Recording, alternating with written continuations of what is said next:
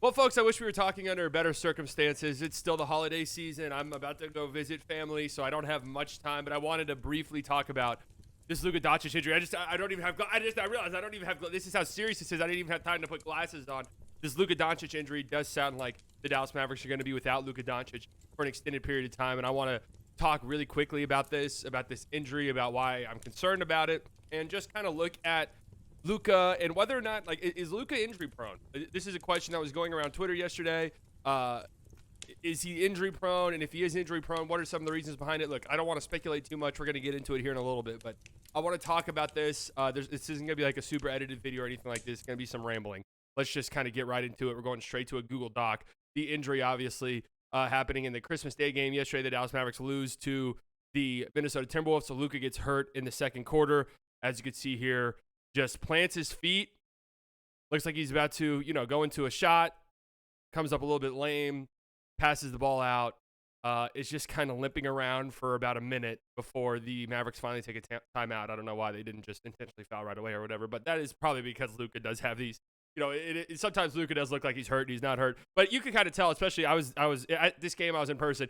You could kind of tell immediately that Luka was dealing with something somewhat serious. And from what we can gather, it sounds like he's going to be out an extended period of time. Now, I haven't, as of the time I'm recording this, I haven't seen any updates. He was supposed to get an MRI today, so I'm sure we'll find out more in the coming days. As of the time you're watching this, we might already know the severity of it, but it does sound like he's going to miss, at least 2 weeks. And if I just had to guess, considering this is the same calf, the left calf, that he had issues with before the season started, and considering how careful I think the Mavericks have been with both Luka and Kyrie so far this season, if they've been dealing with things, I wouldn't be surprised at all if we're without Luka for at least a month. Like, my initial guess would probably be All-Star break. Would just be my guess right now.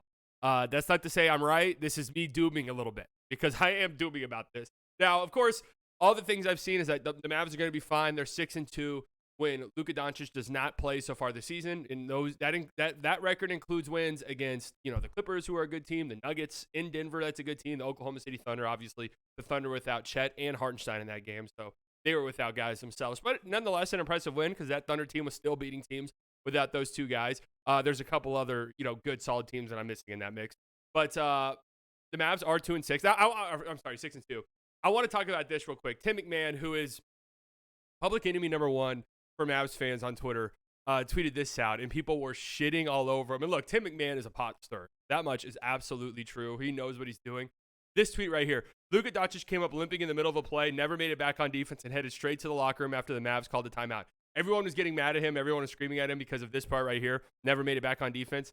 Guys, please. I understand that the tensions are high. I understand that we might be a little bit upset at Tim McMahon because of other stuff he said in the past. I get that we're upset Luka Doncic is hurt. There's literally nothing wrong with this tweet at all. Never made it back on defense is not some shot. It's not, he does not play in defense. It's just, I think that's how you would describe anything like this. He did not make it up the court to go play defense.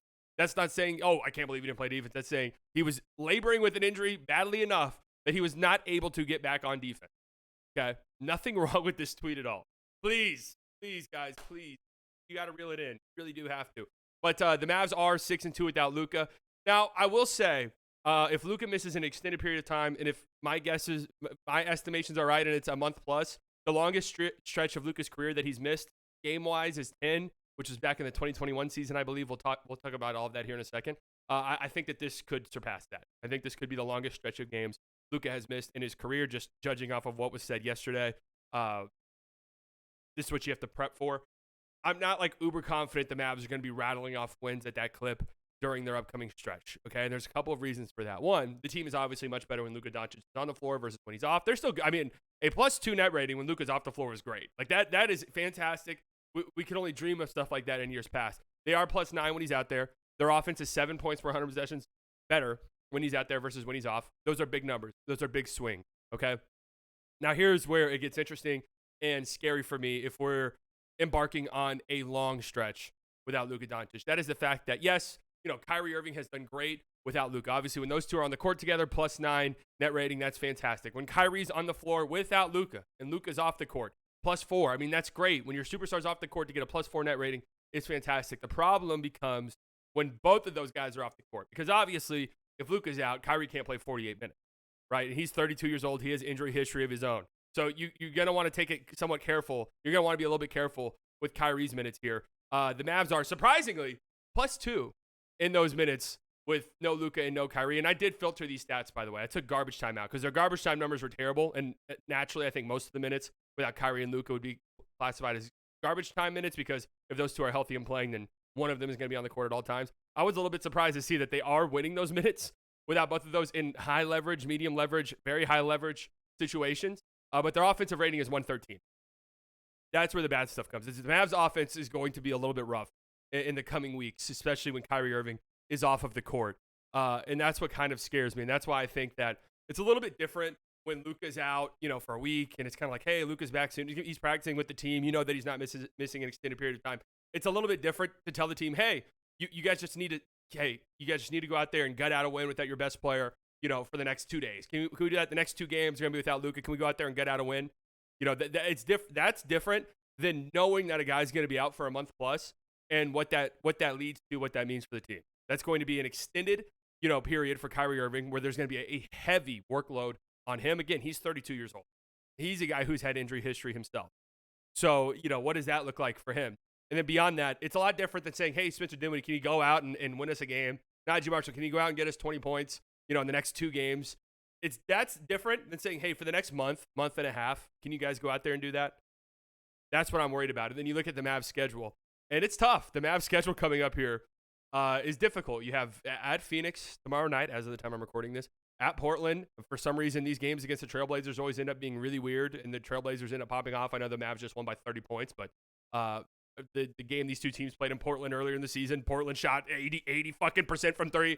At Sacramento on Monday, that's tough. At Houston, that's tough. Cleveland, Memphis, Lakers, Portland again. Good God, how many times are the Mavs playing the Trailblazers? 2 games in a row against Denver, Pelicans, Oklahoma City. Minnesota, Oklahoma City, Boston. And the schedule is tough here in January. And, it's a little bit worrisome knowing that you're going to be without your horse. You're going to be without your best player, Luka Doncic. More than likely, it would be kind of a miracle if Luka comes back before then. That's a tough stretch, and it is a little bit worrisome, especially too. We go to the standings. And by the way, I want to say real quick, The Ringer dropped an article today talking about the Christmas games yesterday, and Howard Beck was like, yeah, Mavs, Timberwolves, it'd be shocking if those teams made it back to the Western Conference Finals. Timberwolves look rough, and that is true. And the Mavericks are having a weird season. Like, what? The Mavericks won that game yesterday. They would have been on pace for Phil Jackson's 40-20 rule, where they would have had 40 wins before 20 losses. Like, what are you talking about? What other team in the West, besides the Thunder, obviously, looked as good as the Mavericks in the first 2 months of the season? A horrible article. Just absolutely terrible article. Genuinely.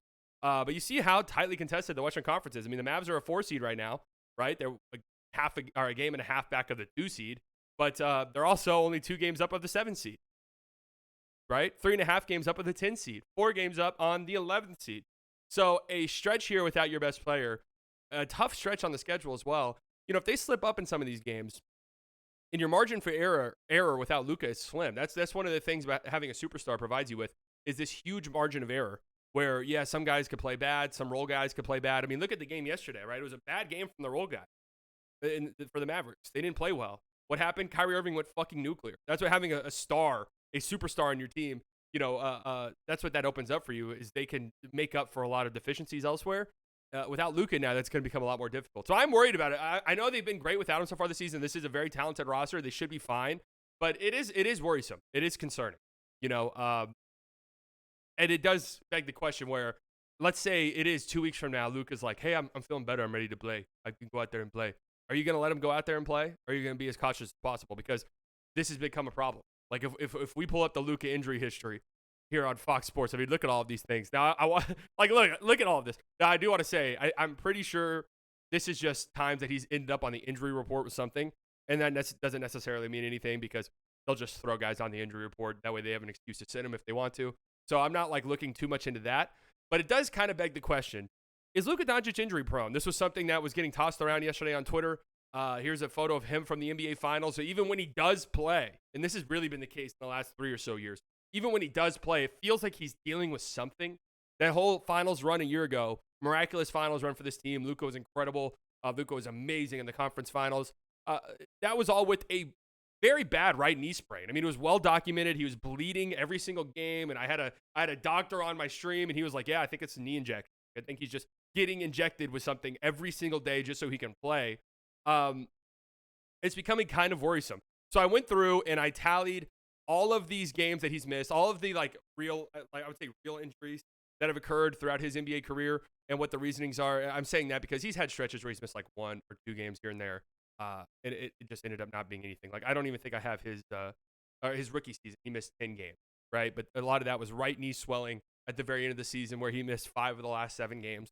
A lot of that was tanking, right? He played twice. He played in Dirk's last game. Like, he could have played if the stakes were higher in those games. Then you have the 2019-2020 season. Misses 14 games. Right ankle sprain in December. Misses 4 games. Then he injures that same ankle in practice in January. Misses 7 games. 2020-2021 season, only missed 6 games. He was pretty healthy over the course of that season. And, of course, the 2020 game, the 2019-2020 season, you also had him injuring his ankle again in the bubble playoffs against the Clippers, if you guys remember that. I think it was game 3, which he did that. Limped off, looked really bad. Still managed to drop a triple-double in that game, got hurt.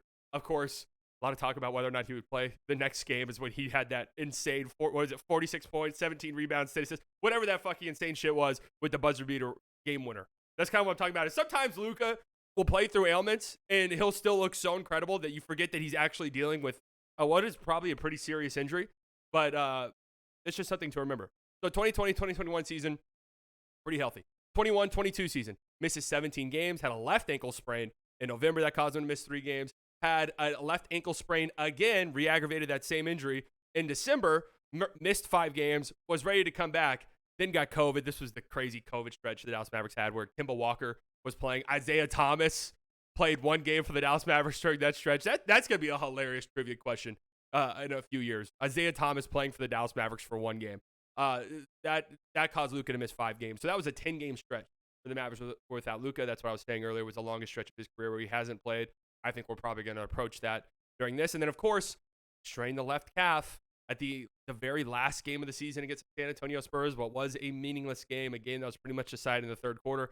Strains his left calf, misses the first 3 games of the playoffs. Obviously, this is when Jalen Brunson had his huge breakout. The Mavs were up 2-1 on the Utah Jazz. Luka comes back. They end up making the Western Conference Final. So good for Luka there. 2022-2023 season, misses 16 games. The infamous right heel injury. You guys remember this in February against the New Orleans Pelicans. The Mavericks season had kind of been up and down up until this point. This was before the Kyrie Irving trade, but I think they were on a 3 or 4 game winning streak here. It kind of felt like they were figuring some shit out. And finally, riding the ship. I just confused myself. He goes up for a dunk attempt on Jonas Valanciunas, injures his right heel, misses 4 games, and did not look the same the remainder of the season after that. Very unfortunate. Very, very unfortunate. And then he had a left thigh strain in March where he missed 5 games, and that ended up being a lingering injury that I'll talk about here in a bit, where it just did not seem like it went away, and there was even some talk about his left thigh bothering him going into the next season. The 23-24 season where the Mavs obviously made the NBA Finals, that left thigh strain popped up quite a bit from time to time. Luka misses 12 games during this season, had a right ankle sprain in January where he missed 3 games, played through injury before finally having to sit 3 games. And then, of course, we remember the lingering knee injury. Let's bring up our friend Tim McMahon's tweets here, our best buddy. Luka Doncic says his right sprained knee is not great, but it is what it is. It's not great, but it is what it is. Would he be playing if it was a regular season? Probably not. So, of course, that was the knee sprain I was talking about earlier, where this picture came from. A lot of people say that Luka faked injuries or that he was milking it during the postseason run. Anybody with eyeballs who watched the Dallas Mavericks last season, especially early in the season when Luka was just doing insane shit, looked like the MVP. It is a fucking robbery that he did not win MVP. Could clearly see that he was at like 50% during this playoff run when he was dealing with that knee sprain. Okay, and now we fast forward into this year. We're kind of excited because it's pretty much a summer off for Luka. He did play early in the summer, but had 3 months off. It was like the longest stretch off he's had since 2020. And so far, he has missed 8 of the Mavericks' 30 games. Obviously, that number is going to increase greatly. And it does appear as if he will more than likely miss out on the 65-game threshold and will not be eligible for any postseason awards. Started the season slow, missed the entire preseason. Started the season slow because of a left calf strain. This is concerning because this is the same calf that's bothering him now. Left calf strain, first 10 games of the season, well documented, I've talked about on this channel, was probably the worst shooting stretch of his career outside of his rookie season. And I think that was because he just didn't have a preseason. He was maybe still dealing with some lingering left calf stuff. Then he had a November wrist strain that caused him to miss 5 games. Wrist strain. Caused him to miss 5 games. Came back from that and looked phenomenal. Like, it looked like, all right, the Mavericks were hitting the ground running. Luka was entering this MVP form. He's looked incredible since returning from this. And a lot of people were saying, oh, well, it's because, he got some time off the rest. Well, December comes, Christmas Day game, sprains the left calf. Who knows how long he's going to be out. So is Luka Doncic injury prone? I wouldn't necessarily say yes, at least compared to like actual real life injury prone guys like Joel Embiid, Paul George, Kawhi Leonard, Zion, like these guys who are constantly, I'm knocking on wood right now, but the guys who are constantly missing like huge stretches of time because of injuries. That's not really Luka's thing. Luka's thing is more so these lingering injuries where, yeah, maybe he could play through them, but it's like one of those things where it feels like he never fully heals these things until he's forced to heal them, if that makes sense. These calf strains, these ankle sprains, these knee sprains, all of these different sprains that he has, these thigh sprains, like thigh strains, whatever the fuck they call it. Like all of these different things where he probably shouldn't, like just probably should miss a couple of weeks, maybe a month just to get right. He's playing through all of these different things and it never really goes away. And then it feels like it becomes a bigger problem where then he has to address it all of a sudden. So what is the problem for this? I see it talked all the time. Look, people call me a Luka hater. I've been called a Luka hater. I think anyone saying that is out of their mind, but it is what it is. I've been called a Luka hater in the past.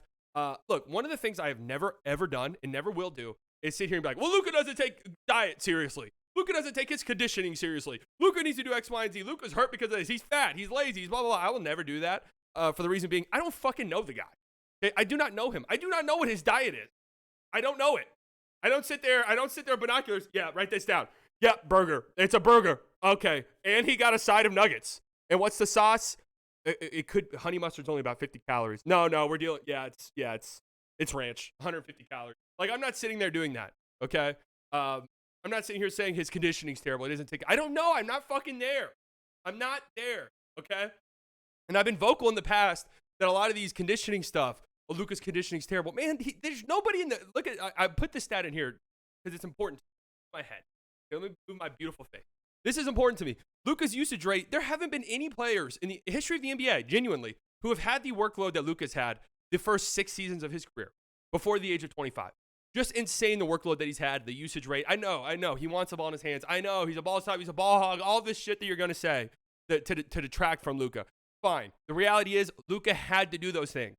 Okay? Luka had to do those things for these teams to be successful. That was the way that they were built. It was incompetency. He had to do these things. Okay? And I also want to point out here, the minute per game, like he's always been a big minute per game player. So yes, in the fourth quarter, sometimes he does look gassed. Is it a conditioning problem? Yeah, maybe. Maybe he could take his conditioning a little bit more seriously. I don't know.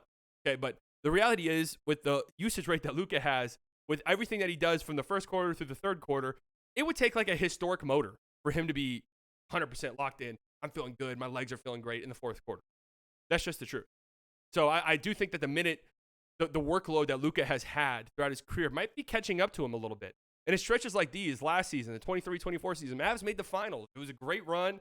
Their second half of the season run was incredible. But I don't want people to forget what was happening before that stretch, when the Mavericks were dealing with so many injuries that Luka had to go out there. I mean, this is a 7-game stretch in December where Luka had to play nearly 41 minutes per game, 35 points per game, had to attempt 25 shots. Dude, this guy should have won the MVP last year. It's a fucking joke. He didn't win MVP last year. I'm sorry. It's going to go down as one of the bigger robberies, and I will not stand for it any longer. Okay? But another 9-game stretch here from January to February, right before the Mavs made all those trades, where he was playing nearly 42 minutes a game, having to drop 38 points. Like, that is an unsustainable workload. And I think, unfortunately, it might be catching up to him. And I think another problem that there is, and I get fucking killed for saying this, and I don't care. I'm going to stand on it. I'm going to continue to say it because it is a problem, is it's not like he takes summers off. Here's Luka's international play history. Okay, 2021, played a ton of games. That summer, of course, that was because the COVID pushed the Olympics back and stuff like that. So Luka played a ton of basketball that summer. That was fine. That was cool. We all love it. That's the Olympics. Nobody's going to complain about that. Then you had Eurobasket 2022. Luka plays 7 games. And that, keep in mind that it's not just like Luka's going out there playing 7 games and coming home. There's training camps. They play friendly games and stuff like that. So this is a pretty heavy workload, right? You're talking about a month and a half, 2 months of pretty, competitive basketball and, the workload that comes with preparing for these games. 2022 FIBA Basket. Then you have the 2023 Basketball World Cup, 8 games played in this one. This was, of course, coming off of the thigh injury that was lingering towards the end of the season. I remember, and I'll talk about this here in a second, I got fucking shitted on for saying Luka probably should not have played in this, and I'll get to that in a second. And then, of course, you had the 2024 Olympics. Slovenia did not qualify for this, but they did play in the qualifying tournament. 3 games, I think a couple of friendlies. This was pretty much right after the NBA Finals, and this gave Luka about 3 months off, 3 full months off, which I don't think he's really had since the 2020 season. Okay. Now my problem is, I think the Mavericks workload, the stuff that they've required him to do early in his career has really fucked him up in a lot of ways. And it's led to a lot of these lingering injuries, which is why I've been saying all season long, this off-ball stuff. Luka's usage rate is down. Luka's touches are down. Luka, the ball needs to be in his hands more. Like they're taking the ball out of his hands. This is all for the better. This is all good in the long run because it's going to slow down Luka's usage. It's going to, look at this, 32% usage rate so far this season for Luka. That's the lowest since his rookie season, like kind of comfortably too. This is good. Like this is going to lessen the workload on Luka, and it's going to be good long term for him. That less is going to be required out of him. Okay. Now that also 35 minutes per game. That's the lowest since the 2021 season. This all is true. Like him not having the ball bunch is going to help him out. But I will also say I do think sometimes the way that he approaches summer basketball is irresponsible as well. I got a ton of shit. I remember it was the first time I got death threats actually. I remember this was a game against Lithuania in the 2023 FIBA Basketball World Cup. Great sporting event. The Slovenian team got knocked out by Canada in the knockout stages, and you have to play a certain number of games. All of the games after that, after you get knocked out, helps out with seeding for other tournaments and stuff like that. Slovenia plays the following day after getting eliminated by Canada in a game that I called meaningless. In the grand scheme of things, it pretty much was meaningless. Like not meaningless to the players, obviously, but just in terms of winner, losers, the teams, like what happens if we win this game, what happens if we lose this game. Not that consequential. How about that? Luka plays 37 minutes in a FIBA game where there's 40 minutes in the game. Luka plays 37 minutes, 24 hours after playing a very physical, very tough game against Canada. This is while he was dealing with a thigh injury. I thought this was majorly irresponsible from Luka's side, from the Slovenian national team side. We talk about the Mavericks, obviously, all of this is not sustainable. Like I've been very public about that. I've said that 1 trillion times. The way that they've used Luka in the past, not good for the future of his career, right? The Slovenian thing too, like, dude, the idea is that for the next 10 to 15 years, Luka's going to help lead the Slovenian men's national team to places hopefully they've never been, right? As a country, when it comes to competitive basketball, obviously they did win the Eurobasket in 2017. Like that was incredible that they did that. But I think there has to be a responsibility to make sure you're protecting your best player. And I did not think that was very responsible. So I do think that there's this weird thing with Luka. He's an uber competitor, right? He's going to play through injuries. You let him. That's good. That's what you want. You do want. You want that out of your best player. It comes down to the Mavs. It comes down to every team that he's going to play for being responsible and saying, dude, we need, like, me and Nick were having this conversation on Locked On.